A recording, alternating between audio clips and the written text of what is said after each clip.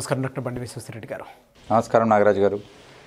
Sir, mind money psychology ఈ సబ్జెక్ట్లో పర్టికులర్గా ఈ ఎపిసోడ్లో లక్కి మనీకి సంబంధం ఏమైనా ఉందంటారా? చాలామంది అంటూ ఉంటారు అదృష్టం కలిసి వచ్చింది కాబట్టి డబ్బులు బాగా ఎక్కువ వచ్చాయని చెప్పి. శివ ఓం.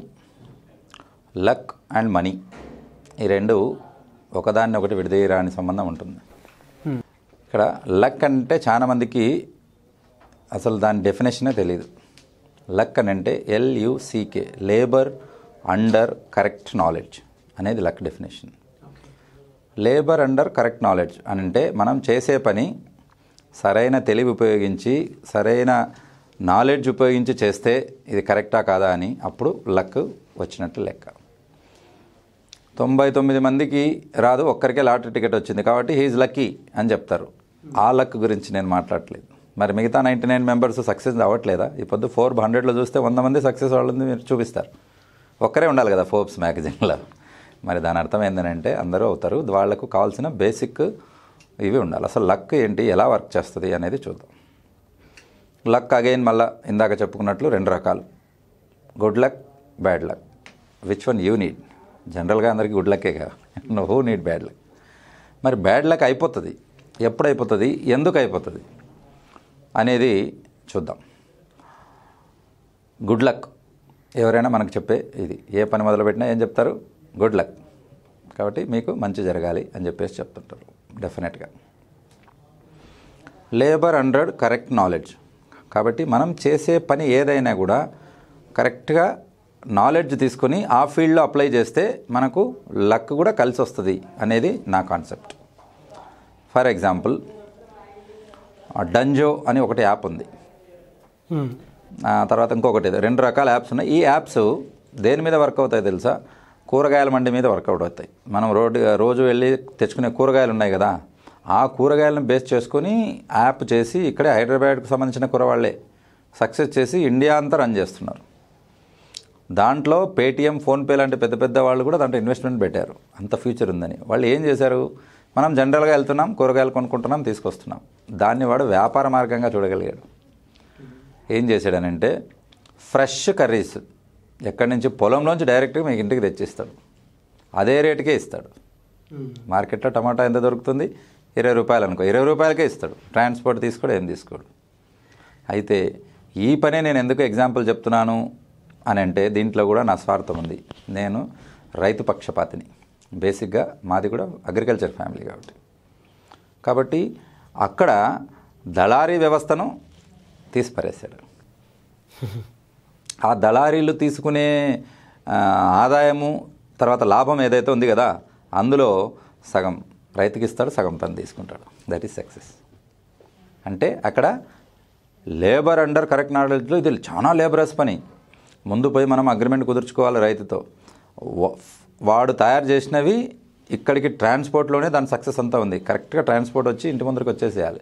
అంత లోపల అవి పాడు కాకూడదు, కుళ్ళిపోకూడదు. కోల్డ్ చైన్ మెయింటైన్ కావాలి. గాలి, వరద, వాన వీటికి అన్నిటికీ డ్యామేజ్ కాకూడదు. అలా కాకుండా చేసి సక్సెస్ అయ్యారు వాళ్ళు, 3 కుర్రాళ్ళు. కాబట్టి అది వాళ్ళు స్టడీ చేసుకుని లేబరస్ వర్క్ అంటే ఎంతో కష్టమైన పనిని కూడా కరెక్ట్ నాలెడ్జ్ ఉపయోగించి, చేతిలో ట్రాన్స్పోర్ట్ ఉంది, చేతిలో యాప్ ఉంది, ప్రతి ఇంటికి జియో నెట్వర్క్ ఉంది, కాబట్టి దాన్ని వాడు ఉపయోగించుకుని ఒక వ్యాపార మార్గంగా ఎంచుకొని సక్సెస్ అయ్యారు.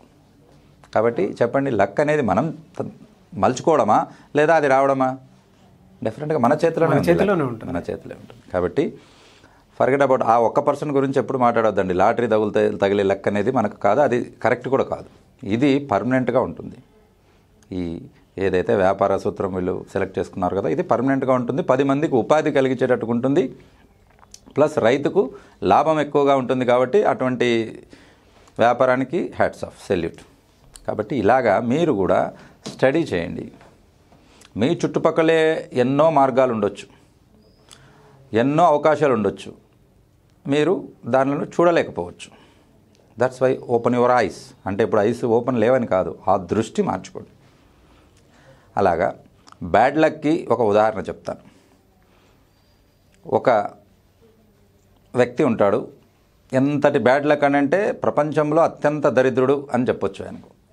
కాబట్టి అటువంటి బిరుదు కూడా ఇవ్వచ్చు, అంతటి బ్యాడ్ లక్ అన్నట్టు. కాబట్టి వాడిని చూసి పైన లక్ష్మీదేవికే జాలేస్తుంది.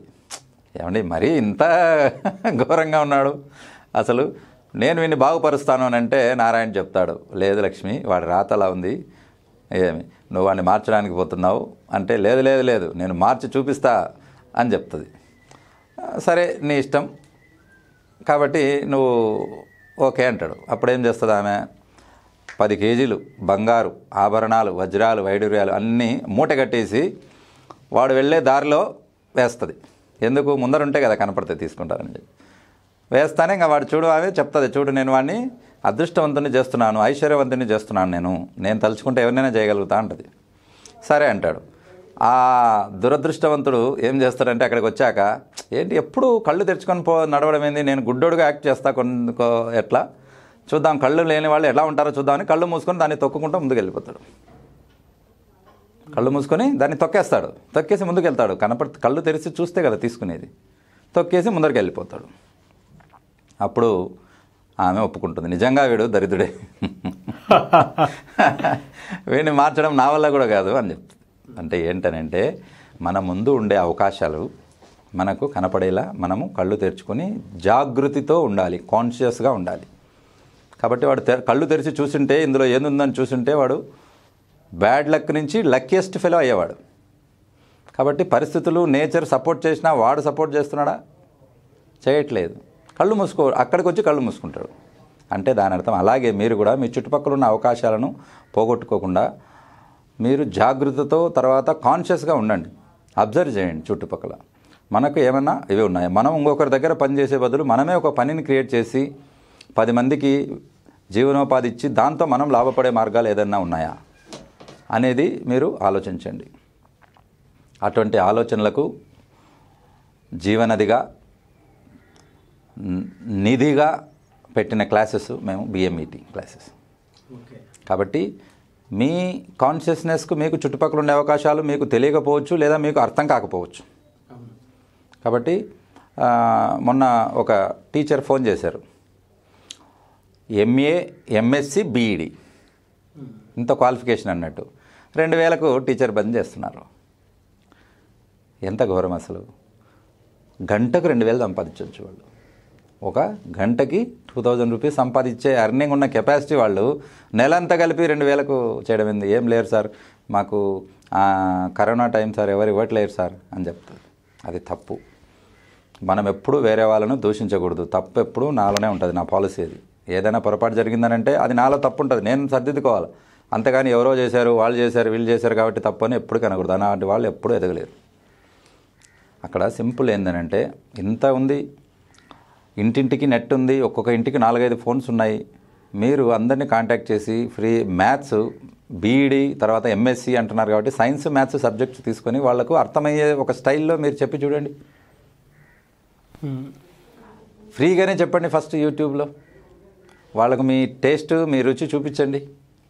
తర్వాత మీ వాల్యూ మీకు తెలిసాక మీ ఇంటి తలుపు తడతారు. రైట్. కాబట్టి ఇక్కడ ఏంటంటే what I'm going to say, ఈ యూనివర్స్లో ఈ నేచర్ మనకి ఇవ్వడానికి చాలా ఉంది, కానీ అది తీసుకొచ్చి మన చేతిలో పెట్టదు. అంటే అరటిపండు అక్కడ ఉంటుంది, ఒలిచి ఎవరు నోట్లో పెట్టరు, మనమే అరటిపండు దగ్గరికి వెళ్ళి తీసుకొని ఒలుచుకొని తినాలి. అది రూల్. ఎప్పుడు నేచర్ ఏం చేస్తుంది అది చేస్తుంది. అందుకే మీరు బాగా గమనించండి, ఏ జీవికైనా ఇప్పుడు వేటాడకుండా ఫుడ్ దొరుకుతుందా? నేచర్లో దొరకదు. వేటాడాల్సిందే. అది పులి కావచ్చు, సింహం కావచ్చు, అడవికి రాజైనా కూడా అది వేటాడాల్సిందే. ఇంకొక జీవి తెచ్చి నువ్వు తిను అని చెప్పి పెట్టదు.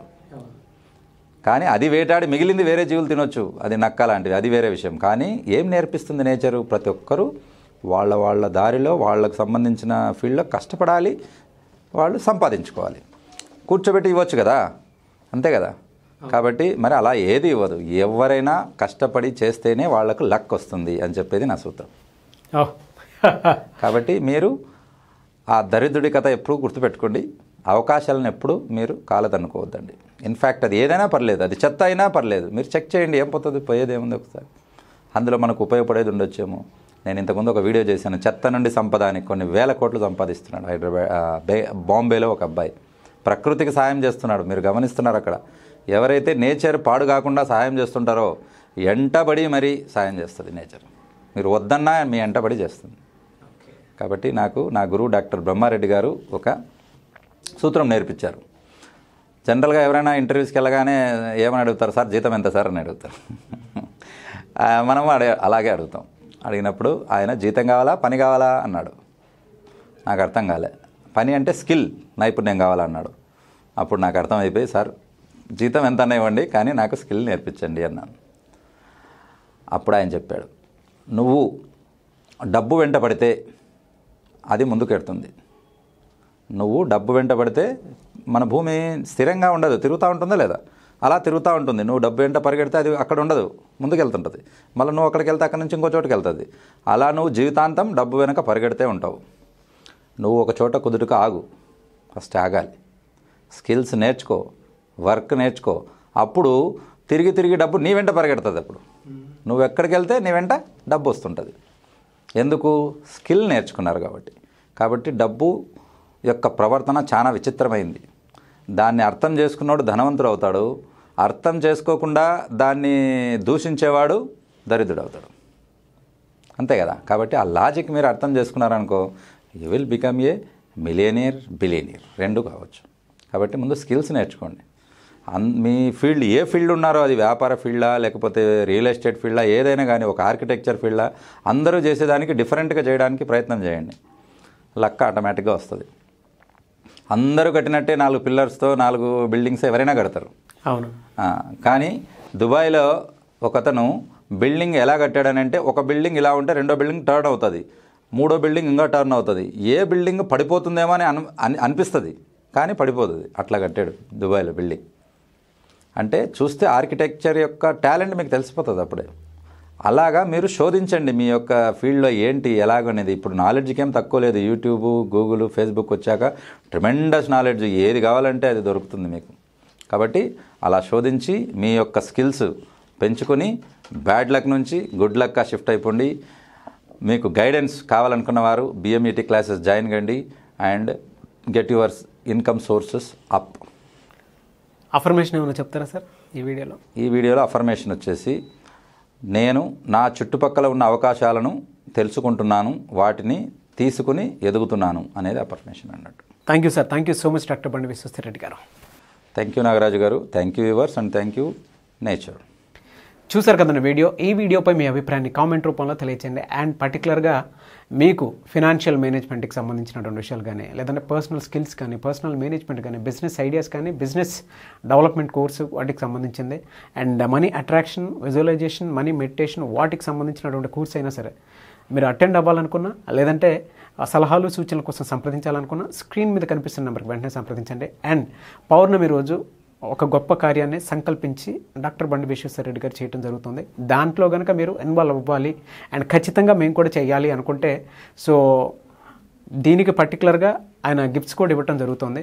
ఈ విధంగా హోరా చార్ట్ ఒకటి, మనీ మెడిటేషన్కి సంబంధించినటువంటి చార్ట్ ఒకటి, సో పర్ఫెక్ట్గా ఆయన చేసి పంపిస్తానని చెప్పేసి అంటూ ఉన్నారు. అయితే ఇందులో ఫ్యామిలీలో ఒకరు తీసుకున్నా సరే అందరికీ అడ్వాంటేజ్ అయ్యేలాగా ఈ కోర్సును కానీ లేదంటే ఈ కార్యాన్ని కానీ తలపెట్టామని చెప్పేసి అంటూ ఉన్నారు. ఇంట్రెస్టెడ్ పీపుల్ ఉంటే స్క్రీన్ మీద కనిపిస్తున్న నెంబర్కి వెంటనే సంప్రదించి అపాయింట్మెంట్ కానీ లేదంటే లింక్ కానీ తీసుకోవచ్చు. ఈ వీడియోని లైక్ చేయండి, షేర్ మాత్రం తప్పకుండా చేయండి. ఇలాంటి మరిన్ని వీడియోస్ కోసం మా ఛానల్ ఫాలో అవ్వండి. Thank you.